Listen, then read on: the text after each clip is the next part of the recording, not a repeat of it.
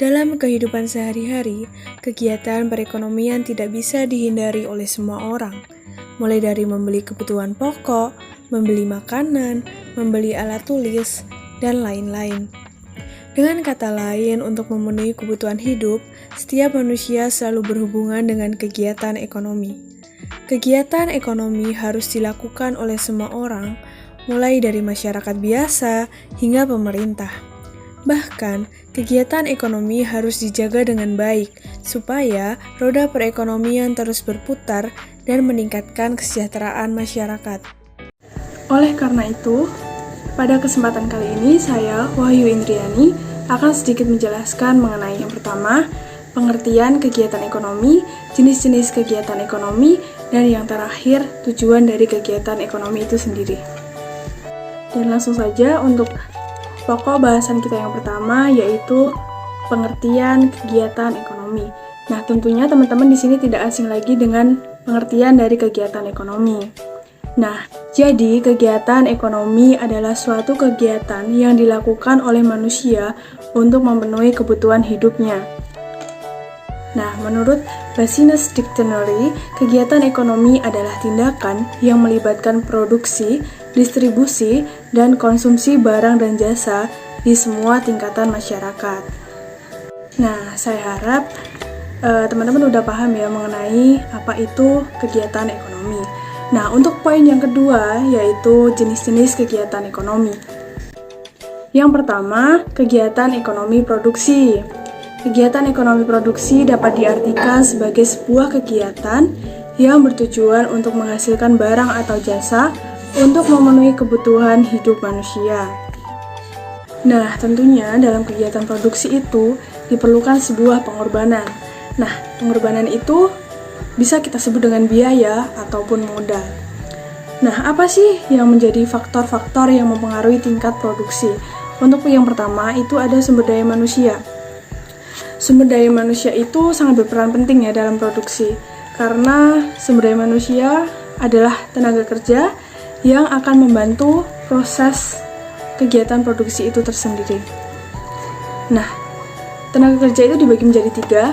Untuk yang pertama, tenaga kerja terdidik. Tenaga kerja terdidik adalah tenaga kerja yang mendapatkan ilmunya atau keahliannya melalui pendidikan formal atau non-formal. Nah, ini contohnya seperti profesi seorang guru, dosen, ataupun dokter. Nah, untuk yang kedua, tenaga kerja terlatih. Nah, tenaga kerja ini tuh mendapatkan ilmu atau keahliannya dari hasil latihan dan pengalaman selama bekerja. Contohnya seperti montir dan lain-lain. Untuk yang ketiga, ada tenaga kerja tak terdidik dan tak terlatih. Nah, jadi di sini tuh tenaga kerja ini hanya mengandalkan kemampuan rohani dan jasmaninya saja. Contohnya seperti buruh cuci, buruh tani, dan lain-lain. Nah, untuk faktor selanjutnya yang mempengaruhi tingkat produksi adalah sumber daya alam. Kenapa sih sumber daya alam itu mempengaruhi faktor produksi? Ya karena sumber daya alam itu digunakan untuk memenuhi kebutuhan hidup manusia dan menjadi faktor dari kegiatan ekonomi produksi. Nah, untuk yang ketiga, faktor yang mempengaruhi itu ada sumber daya modal. Tentunya, dalam meningkatkan jumlah produksi, itu diperlukan adanya suatu modal. Nah, demikian untuk pengertian dan faktor-faktor yang mempengaruhi produksi. Nah, untuk kegiatan ekonomi yang kedua, itu ada distribusi. Distribusi adalah suatu kegiatan yang bertujuan untuk menyalurkan barang ataupun jasa dari produsen kepada konsumen. Nah, untuk pihak yang melakukan distribusi itu disebut distributor. Nah, untuk selanjutnya akan kita bahas mengenai faktor-faktor yang mempengaruhi tingkat distribusi, yaitu ada faktor pasar, faktor barang, faktor perusahaan, dan faktor kebiasaan dalam melakukan pembelian. Nah, untuk kegiatan ekonomi yang ketiga, yaitu kegiatan ekonomi konsumsi.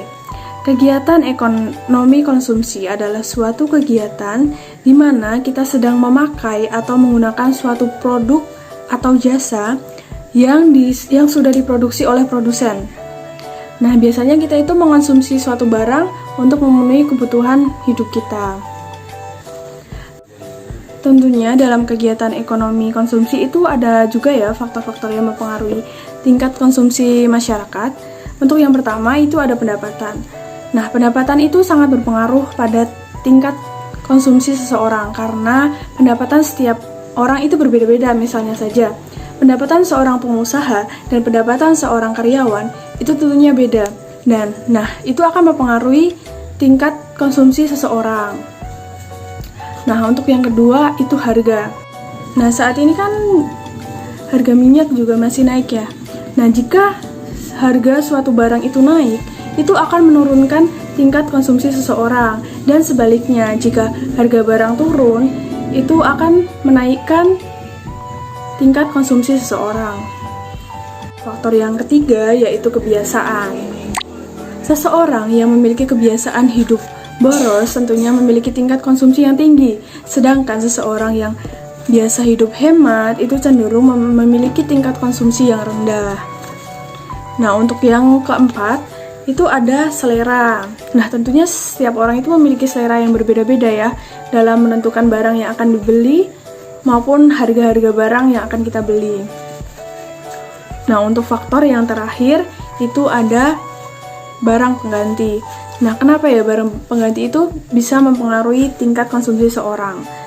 Nah, semakin banyak orang yang memakai barang yang disubstitusi, maka semakin berkurang jumlah konsumsi barang yang disubstitusikan. Nah, teman-teman perlu ingat ini ya, untuk orang, badan, atau pengusaha yang melakukan kegiatan produksi itu disebut dengan produsen. Sementara orang yang melakukan kegiatan distribusi atau bertugas untuk menyalurkan barang dan jasa disebut distributor. Untuk orang yang melakukan kegiatan konsumsi itu disebut konsumen. Nah, langsung saja kita menuju ke poin terakhir ya. Nah, di poin ini kita akan membahas tujuan dari masing-masing kegiatan ekonomi. Langsung saja untuk yang pertama, tujuan dari kegiatan ekonomi produksi. Nah, kegiatan ekonomi produksi ini bertujuan untuk menciptakan atau memenuhi barang atau jasa yang berguna untuk masyarakat atau konsumen. Produksi juga bertujuan untuk meningkatkan kualitas suatu barang atau jasa, meningkatkan keuntungan suatu usaha supaya perusahaan dapat terus berkembang, meningkatkan kesejahteraan masyarakat karena dengan adanya produksi itu kebutuhan masyarakat akan terpenuhi. Nah, produksi itu juga dapat membuka lapangan pekerjaan. Kenapa sih? Ya karena dengan adanya kegiatan produksi itu otomatis akan menciptakan banyak-banyak pabrik dan itu akan membutuhkan banyak pekerja-pekerja atau tenaga kerja. Nah, untuk yang kedua yaitu tujuan dari kegiatan ekonomi distribusi. Nah, di sini kegiatan ekonomi distribusi bertujuan untuk menyalurkan barang yang berasal dari produsen kepada konsumen. Nah, supaya memudahkan konsumen gitu untuk menikmati hasil produksi. Nah, untuk yang kedua, dapat memenuhi kebutuhan masyarakat terhadap suatu barang, menjamin kontinuitas produksi, dan hasil produksi dapat digunakan oleh konsumen dengan baik. Nah, untuk poin yang terakhir yaitu tujuan dari kegiatan konsumsi. Kegiatan konsumsi bertujuan untuk memberikan kepuasan kepada diri sendiri, menghabiskan nilai guna pada suatu barang secara bertahap ataupun secara sekaligus. Nah, assembler ini menunjukkan salah satu contoh dari kegiatan konsumsi. Karena berbelanja ke pasar dan membeli makanan adalah contoh dari kegiatan konsumsi.